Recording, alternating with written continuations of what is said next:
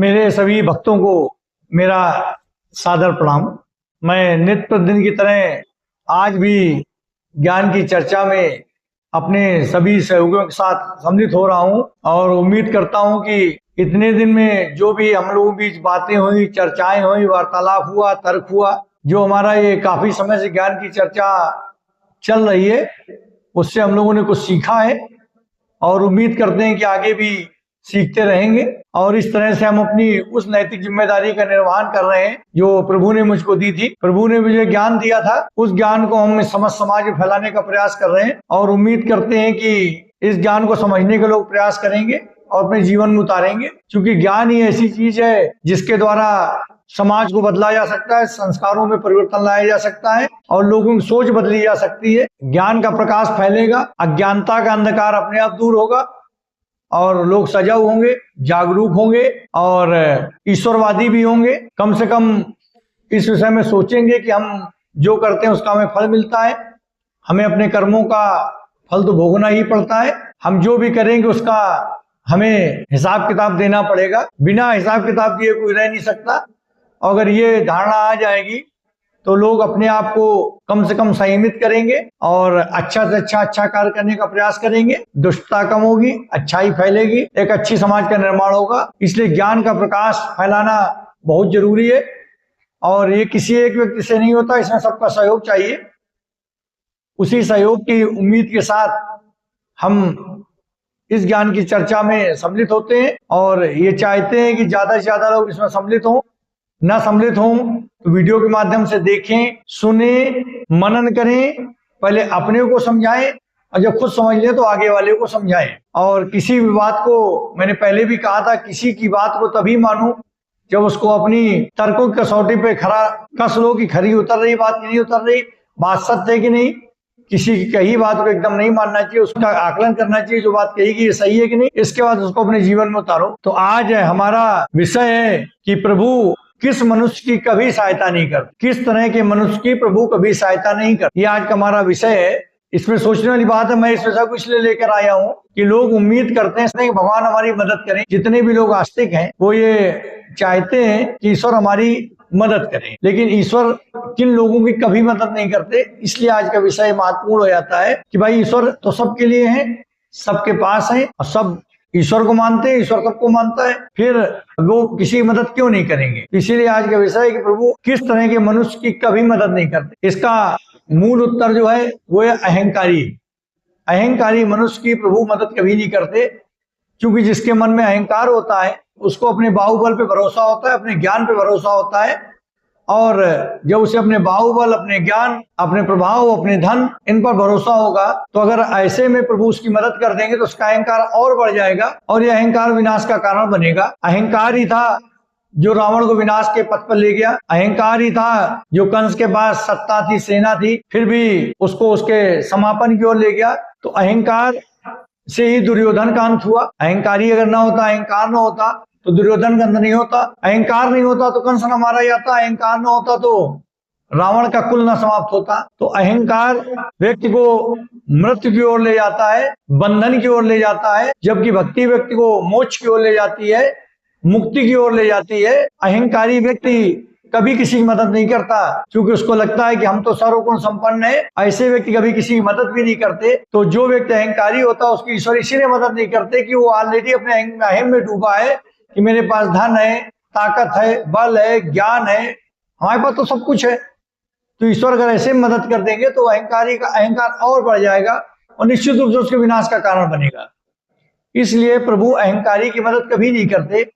अब बात ये आती है अहंकारी में तो मदद किसकी करते हैं, अहंकारी की मदद तो उन्होंने करी नहीं। तो अब होता यह है कि एक तरफ तो प्रभु ने एक चंचल मन प्रदान कर दिया, व्यक्ति को एक चंचल मन प्रदान कर दिया, एक तरफ प्रभु ने माया की रचना कर दी।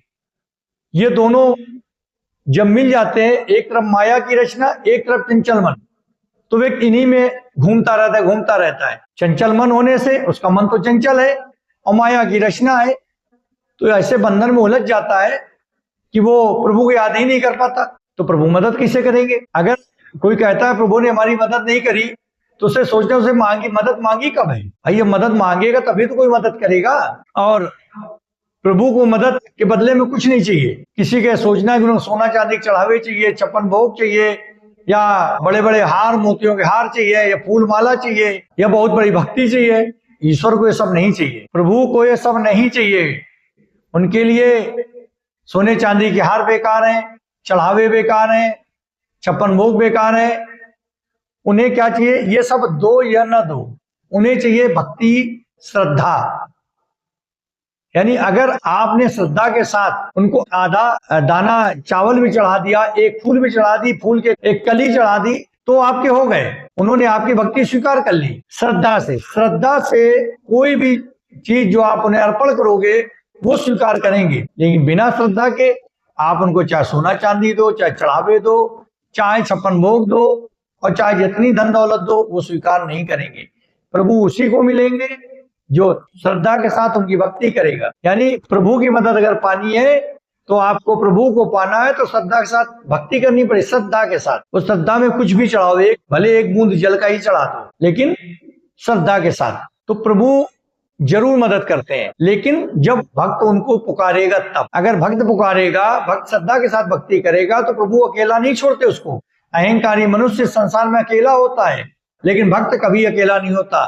भक्त के साथ उसके भगवान होते हैं। तो भक्त तो अकेला कभी हो ही नहीं सकता, जबकि अहंकारी मनुष्य अकेला होता है और भक्त के साथ भगवान होते हैं। अगर वो श्रद्धा से कुछ अर्पण कर रहा है, भक्ति कर रहा है ईश्वर की, तो भक्त अगर 2 कदम चलेगा, जरूरत पे पुकारेगा, 2 कदम चलेगा, तो भगवान तो दौड़े चले आएंगे। भगवान कहते हैं, प्रभु का कहना है कि भक्त यदि मेरी भक्ति करता है तो मैं भी भक्ति की भक्ति करता हूँ। यानी भक्त भगवान की भक्ति करता है और भगवान भक्ति करते हैं। यानी भक्ति, भगवान और भक्ति के बीच में कुछ नहीं होता है, दोनों एक होते हैं। जैसे प्रेम प्रेमी और प्रेमिका का मिलन कराता है, प्रेमी और प्रेमिका के बीच में प्रेम उनका मिलन कराता है, वैसे ही भक्ति भक्त और भगवान को मिलाती है। भक्त सोचता है भगवान की भक्ति कर रहे हो, भगवान खुद भक्ति करते हैं, बशर्ते कोई भक्त मन से पुकारे। अगर मन से पुकारेगा नहीं तो भाई कैसे मदद करेंगे। और अगर व्यक्ति कितना भी गलत करके आए, लेकिन अगर पश्चाताप का एक भी आंसू बहाता है, सच्चे हृदय से पूर्ण श्रद्धा से ईश्वर को याद करता है और एक आंसू भी बहा दे,